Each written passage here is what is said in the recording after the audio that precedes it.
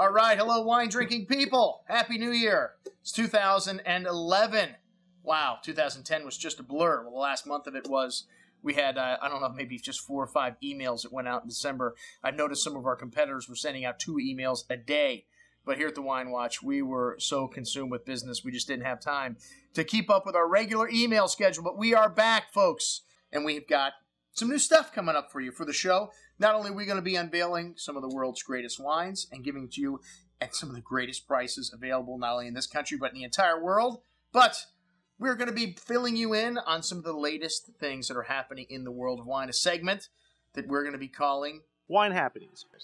In our lead story, an example of an economic upswing, as auction houses report wine sales of an excess of $350 million.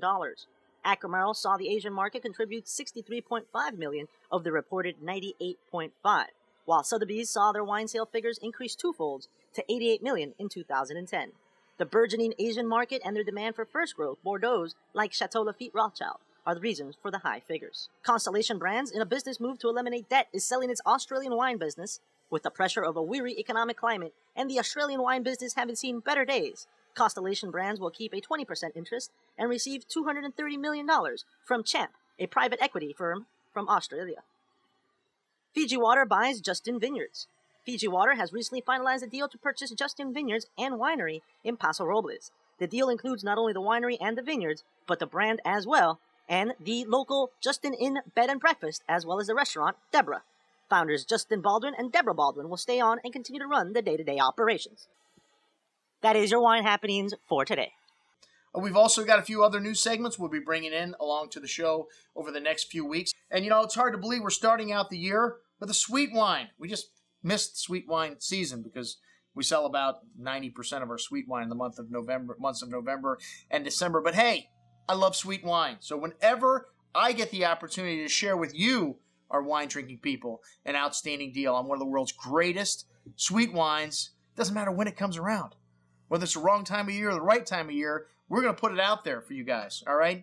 And, you know, not a lot of people appreciate sweet wine. I understand that. And these are wines that I always like to show at very special events, like the Chateau Latour event that's coming up, which we have a few seats left. We'll probably show one of these vintage Tardifs, these Sélection Grenobles wines, because if we have anything left after this offering, because these are wines that need to be exposed. These are wines that every time we put them on the table for people that haven't had them, at least one person's eyes just go bing, and they light up. They've never had anything like it. Really exceptional, and one of the rarest dessert wines in all of France are Sélection Grenoble wines from Alsace. There's 2 different kinds of dessert wines that come out of Alsace. There's Vintage Tardif, which if you know anything about the French language, that means late harvest. And then there are Sélection Grenobles, which are also a late harvest wine, but like the great sweet wines of Bordeaux, these late harvests only happen when the conditions are right after the vintage, and these grapes are affected with the noble rot known as botrytis. And these wines are so expensive to make, a lot of times producers will go out and pick the grapes berry by berry to make sure that they only get the grapes that are infected with this rot, so they make an exceptional wine. And as I mentioned before, I've talked to producers about these wines, and they just shake their head and go, Andrew, you know, we don't make money on these wines. We have to charge so much for them. It's so hard to sell them at this exorbitant price, but at the same time, it takes so many berries to turn into a bottle of wine. And hey, I was completely enamored when I found out that we had 750s. I thought these wines were coming in half bottles at the same price. Are you kidding me? The great thing about full bottles is they'll last longer in their cellar. And with sweet wines, you know what? You don't have to worry about drinking them. I've been sucking down a bottle of Pinot Gris and Gewürztraminer for the last 4 or 5 days. Sometimes they take a little longer to finish because of the levels of residual sugar.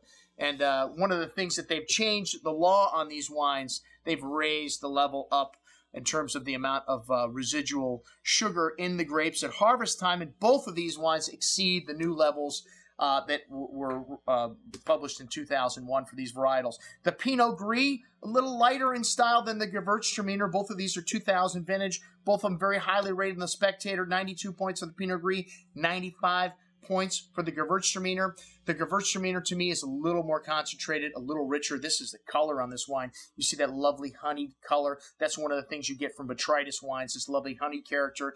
And this wine has got this exotic kind of honeysuckle aroma to it, and also some lychee nut fruit, some wonderful spice, as the grape's name would indicate, Gewürztraminer, and just really layers and layers of flavor. Sure, the wines are incredibly sweet. Hey, it's got 155 grams of residual sugar per liter in this bottle after fermentation, but they also have an incredible backbone of acidity, one of the things that all great sweet wines have. Trimbach, one of the legendary families in this part of the world. They go back 400 years and almost 400 years in making wine. We've got some information about the family on this email, and the price on these wines, 70% off their regular price. Hey, we're limiting you 3 bottles of each. If you like sweet wines, I would run and not walk to the respond button on this one. All right, folks, I'm your host, Andrew Lampasone, signing off for the Wine Watch, saying remember, always drink the good stuff first.